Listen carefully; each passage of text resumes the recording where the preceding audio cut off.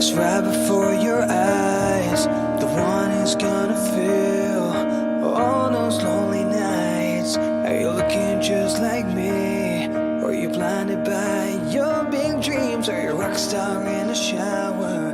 Or an angel in your sleep?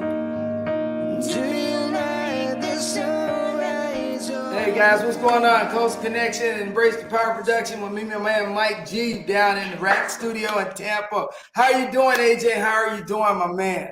Brother, I'm doing great. I'm doing great. Did you see the World Cup final this morning? No, because we're in the studio working, and if I don't have my Wi-Fi connected to my TV in the house, I can't watch it. So I had to have play-by-play on the phone for my wife.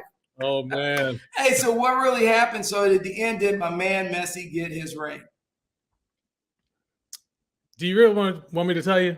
Yes. It's already out there. It'll be on social media by the time it's over. Man. Hey, you missed the greatest game in the history of sports, bruh. Wow. But it was the greatest game, not only the greatest game in the history of the World Cup, the greatest game in the history of sports. So watch the replay. I will. And the good thing about it, with Messi ended up getting this, it completes his circle. And it's something Ronaldo doesn't have. Hey, so, we brought you on, it's great to get you on, AJ, to talk about a lot of different things. We've had all these movements since the Colin Kaepernick thing. Then we have, the Black Lives Movement. And so there's just all these different things that have shaped even since George Floyd. And there's a lot of reflection as yourself. I mean, you can reflect on all these different situations, and you made a movie, you've written a book, then you've talked about it. So where are you located right now before we get started? Well, I live in Henderson, Nevada. And I'm actually traveling today. I'm out in California in the ocean side area near Carlsbad, and just enjoying life, getting around and spending time with family and friends, and being safe though, of course, trying to stay away from that COVID, man. But living life and enjoying spreading the gospel of love everywhere I go. Oh yeah, and that's the thing, is we need a lot of that and a little bit more positivity with all the negative stuff going on. So I watched your movie, and you touched on a couple critical things. So let's just talk about it real quick. Let's get the elephant in the room. Is that you talked about African Americans and how they've transitioned from their fear of the police or being pulled over, and because of the social, just social media, the information that's out there, the atmosphere that social media has kind of created within just in the Black community, the Trayvon Martin, who's nowhere down here in Florida, and just the story goes on and on. And I always challenge when me and Mike talk about this, is that we really have to get back to a couple of things that Martin Luther King or Malcolm X kind of said back in the day, was that we got to clean up our own community, but we also got to start looking at the things to address. So what made you do the movie talking about the challenges of being pulled over, being African-American, and the different fear factors that people are kind of angst that people feel today? Yeah, so first I want to address what you said about Martin Luther King and Malcolm X. A lot of people make the false assumption that you got to choose between being like one or being like the other, right?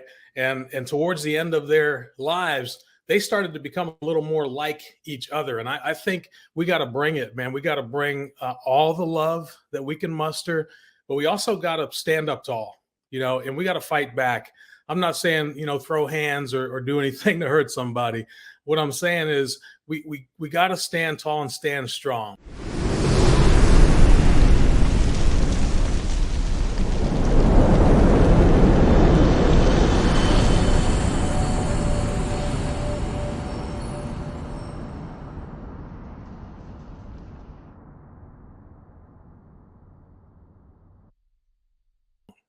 And we've got to fight for justice, because those in power that have all of the power, they don't want to give that up easily, and they'll walk all over us if we let them. People have shown that to us time and time again. Even though we've served our country, even though we contribute in our communities, we still have to fight for every inch of freedom that we have as Black people in this country. And so we got to bring it, and be a little bit like each of them, and also bring our authentic selves and our ancestry to the table, because we come from a strong line of people. And so in 2012, when I was stopped for walking in my own community, that was the straw that broke this camel's backs. You know, Oh, I understand. yeah, that's when I said enough is enough, man. I had been stopped dozens of times in my life. And at that time I was 48 years old, and I was like, I can't even go for a walk in my own community. No, this has to end. So that's why I made the film. Oh yeah, you know, you touch on the point, and you brought up the military and the veterans. It was very hard for me to watch the lieutenant. They got pepper sprayed in Virginia. That to me, if you're in uniform and you clearly, the lieutenant clearly stated, look, I was scared to pull over, so I wanted to pull over to an area that was lighted. That made, you know, he was very clear and concise in why he did not stop right away.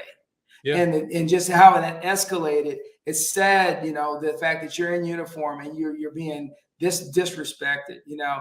And so I think back to reflect, because I'm around the same age as you. Like, you know, I told you I was in locking out. I was dropping my girlfriend off. I got pulled over. I was in my uncle's car. He had an expired tag, which I didn't know because I was borrowing the car.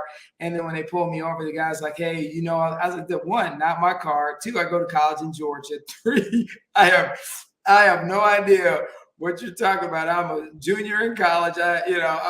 No warrants. I'm minding my own business, you know.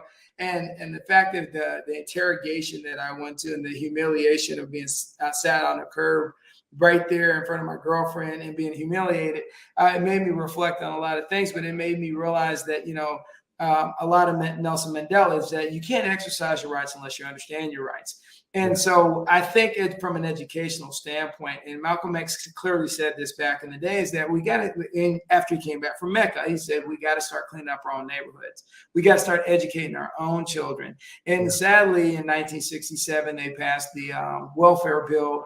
And it pretty much was the deterioration of the African-American family at that point, because they removed fathers from homes. And then we had a high incarceration rate by 1976 of African-American, young African-American males in prison. So it all comes full circle. And as you looked at your film, you had a diverse cast. So let me ask you, how did you find yourself? How did you shape that and make sure that you touched on like every area with a diverse cast? Yeah, well, we interviewed more than 50 people, and we had more than 60 hours of footage. I'd like to think that you know, I had everything to do with selecting the final folks that came into the film and whittled down, you know, the film from 65 hours to 90 minutes.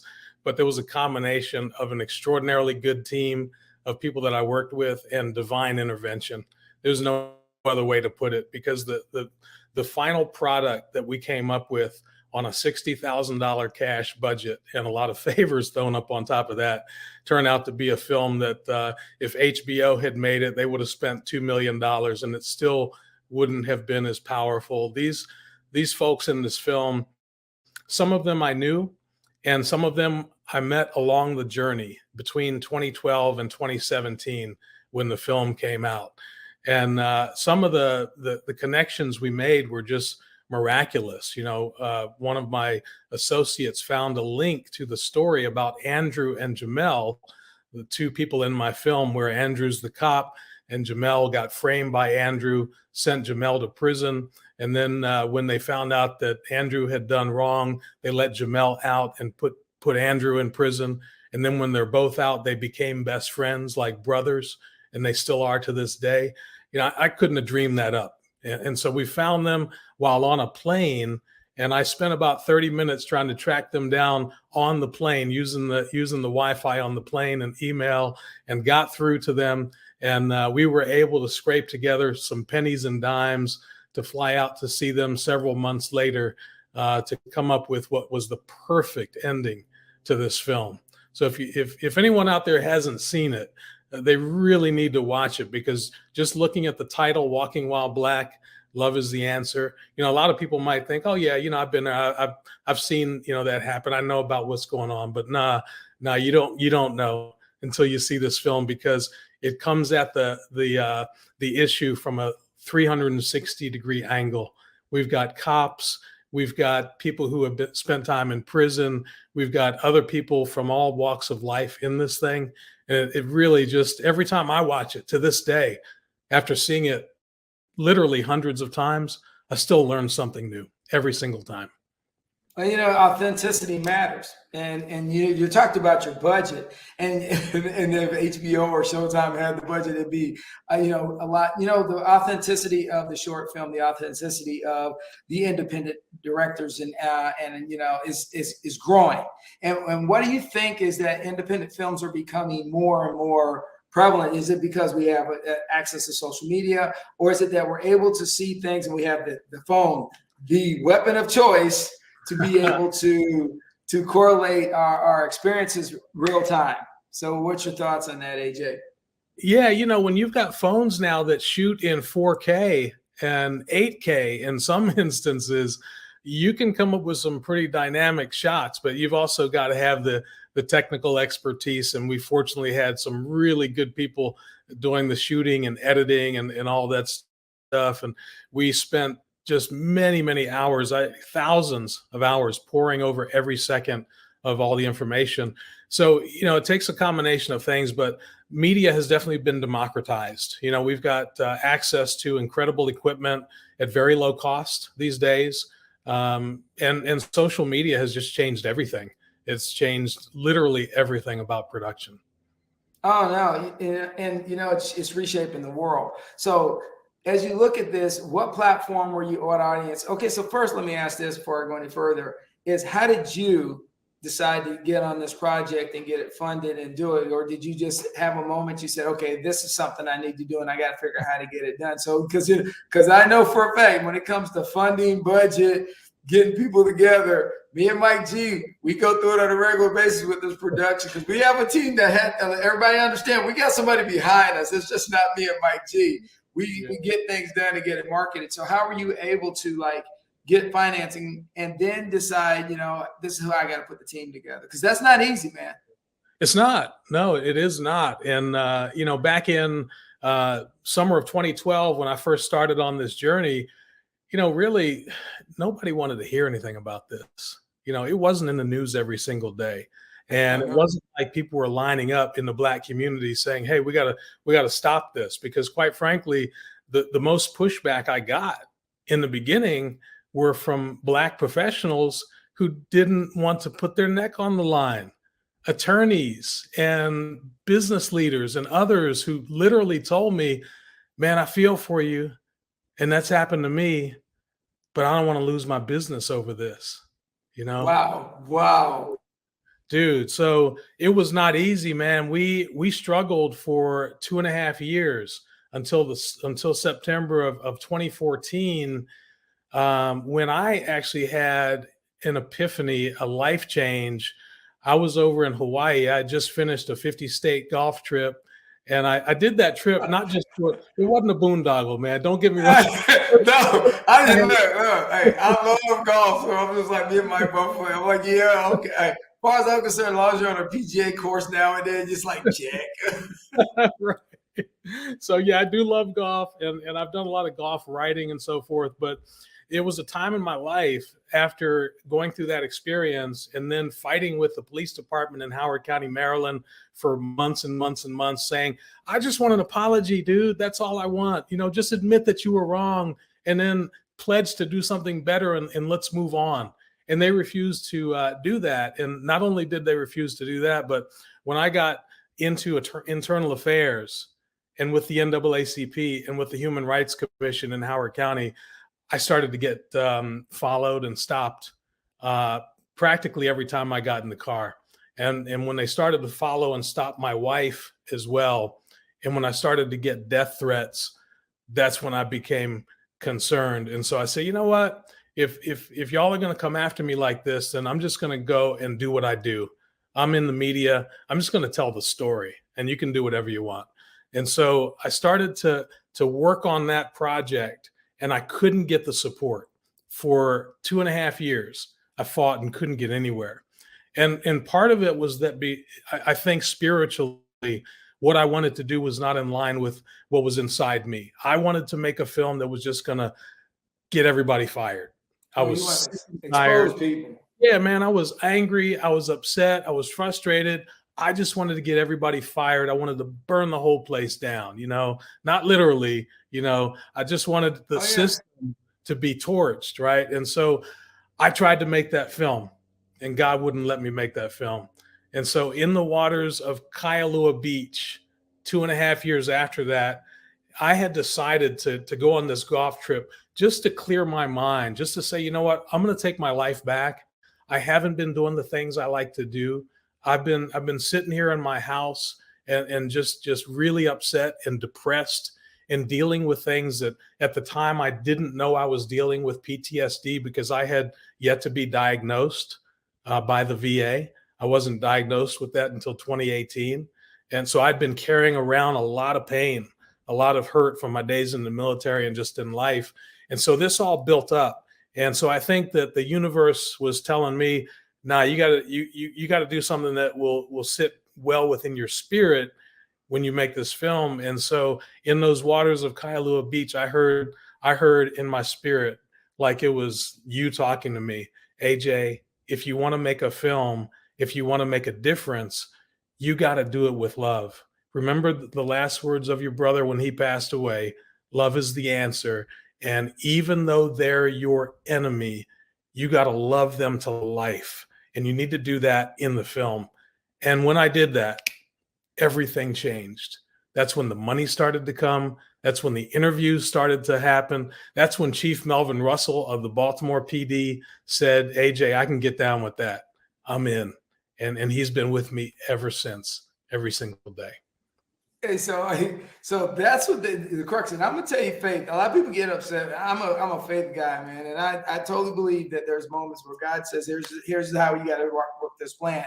And there's like when I was leaving the military, I ran into a little situation in my last assignment, and everybody was like, "Oh man, you should just ride it out." And I realized one thing. I have done 30 years of riding it out. I said, I don't have to ride it out anymore. And I say, hey, God, I'm going to put this in your hands. Give me some guidance. And the next thing I know, I was teaching at Georgia Southern. I was, and then just making a difference. So how you shape that and frame that was awesome. So, because I always wanted to pick at you because before we did this interview, we were arguing about this Baltimore Ravens thing. And I was trying to figure out, why Baltimore Ravens when he's on the West Coast? And I was like, so now I know so are you originally from Maryland?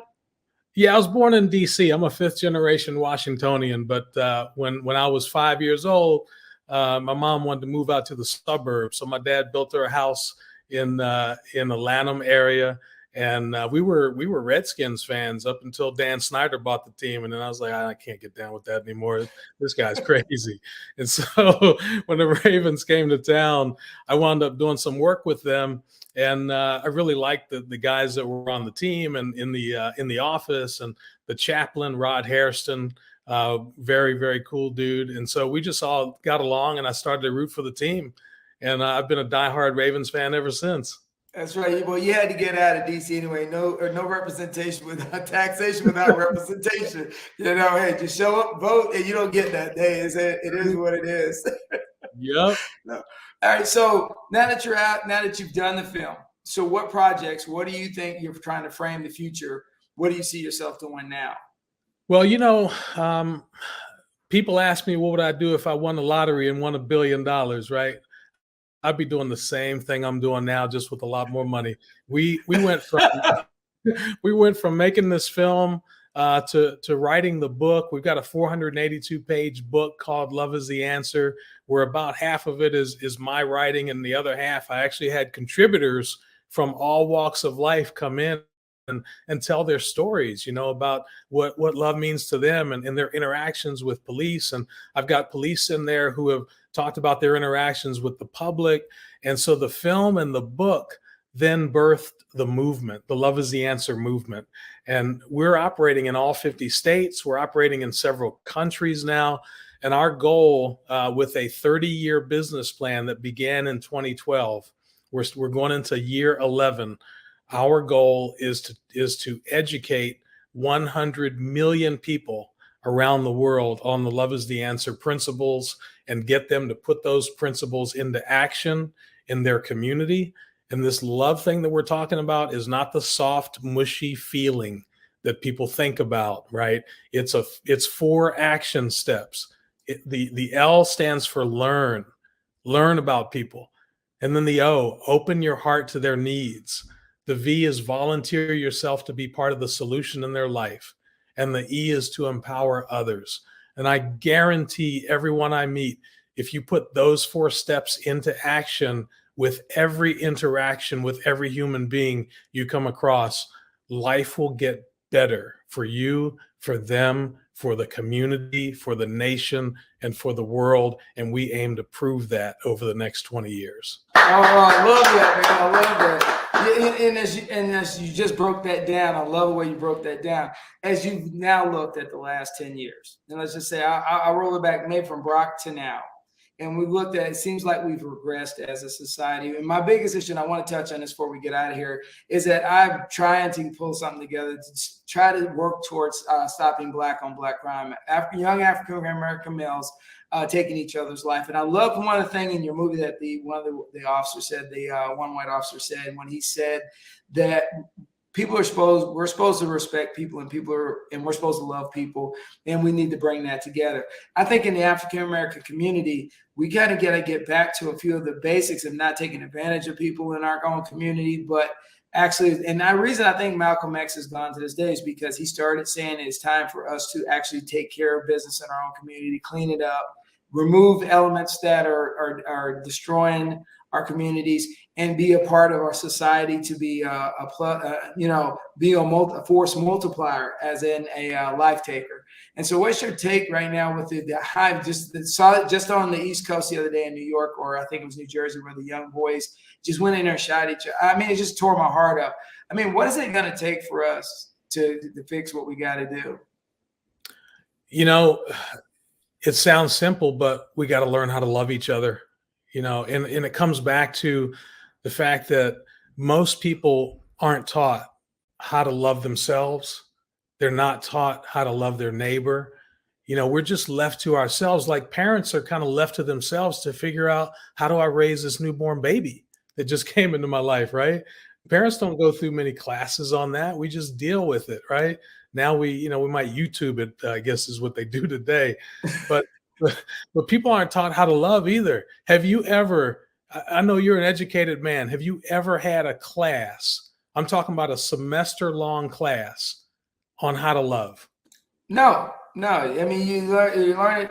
If you didn't grow up in our era, because 60s, 70s, with that grandmother or that grandfather, that uncle, that just seems to be that one that had God in his life, just taught you a value system that people matter, and that the Good Samaritan. I mean, people don't even teach the Good Samaritan rule anymore. It's like, hey, you see somebody broke down, oh well, that's their problem. Like, I can keep rolling. Yeah, you're right. The love's gone, bro. Yeah, it's survival of the fittest, and that, man, I'm telling you, that doesn't take us anywhere. We got to learn how to love each other. And so, if you're a parent watching this, sit down and have that talk, with your kids, not once, not twice, but 50 times, right? About the importance of being there for other people, and also for self-care. We just lost an incredible person, not just a great dancer, but an incredible human being. Twitch took his own life, yes. Right? I don't know the details behind it, but I know I tried to take my life in 1983 when I was in the service. And I thank God that I was stopped, by the security police who had been called to come check on my welfare, and it's ironic, right? That now I'm doing work to improve police community relations. We gotta get back to basics, about how do we take care of each other? How do we become this Ohana, which is, Hawaiian for family and extended family? Like my neighbor, the person down the street, I need to treat that person like they're my favorite family member, right? I can't be walking around having beef with everybody all day long. We got to figure out ways to get along. And sometimes that means saying, I'm sorry. Sometimes that means, saying, look, I was wrong. I shouldn't have spoken with you that way. Will you forgive me? Please. That's another Hawaiian principle that we bring into our work. It's a funny word called ho'oponopono. And I love that. It's, it's about reconciliation and becoming one with each other. And then, finally living with Aloha, which is literally the breath of life, right? We got to breathe life into each other. We got to spend time and get below the surface and make sure that each other is okay. Spend the time to make sure that we do the self-care that we need, meditate, do yoga, whatever you need to do, go for long walks, forgive yourself, stop carrying around so much pain, right? And we got to do that work. And is it manly to do that? Absolutely. A real man and a real woman, and whatever you consider yourself, if you take the time to do that self-care and you take the time to care about others around you, the clouds will go away eventually, and that rainbow and that sunshine will come out. And that's what we need to see in this world. We're warriors, right? We've been trained to be warriors, but the biggest, most powerful part about being a warrior is knowing when to bring peace, knowing when to love people, right? Knowing when to have compassion and empathy and show grace. And that's where we need to get to. Yeah, Even Abraham Lincoln at the end of the Civil War, as bad as he had issues with the South, he literally tried to put it back. He used the Bible as his construct to try to put America back together and move African Americans forward, and then try to bring balance to the South. And so we have people in this world trying to make the difference. It's just ironic that you don't hear about these people, and they're not on the news. They're like yourself, AJ. The thing is, this is something that the news should be promoting and things you should be hearing about it. But no, it's breaking news on the crazy on a regular basis. We just don't see the positive lights that Anne-Marie Johnson, yourself, and so many other people are trying to do to help the communities out there. So before we get out of here and wrap this up, what words, if you had to leave your imprints in this sand, in this history of where we're at in America in this 21st century, what words would you leave with everybody out there? Oh man. Well, it's simple for me, man. It's love is the answer, going back to that. I'm going to say it again, just to make sure the people in the back hear it. Learn about people, including yourself. Open your heart, volunteer to be part of the solution, and empower others to do the same. Those 4 things. If I can get people to embrace those 4 things, that kind of love, and leave that kind of a legacy, then I've done my job here. All right, amen. And so with that being said, as me and Mike G says from the Iraq studio down in Tampa, Florida, my man AJ, we blessed, and you have a Merry Christmas and Happy New Year, and we appreciate you, man. And with that being said, as me and Mike G always say, keep it rolling.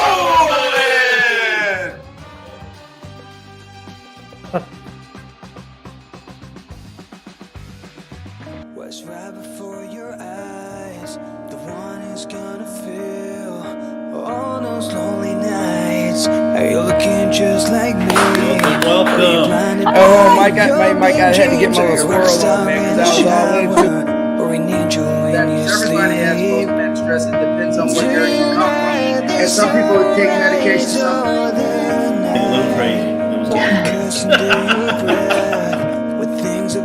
Hey, so we want to. It's always been It's working. It's really nice. It's just grabbing your eyes. Who am I gonna love? Who's gonna be enough? Not just somebody, but my someone.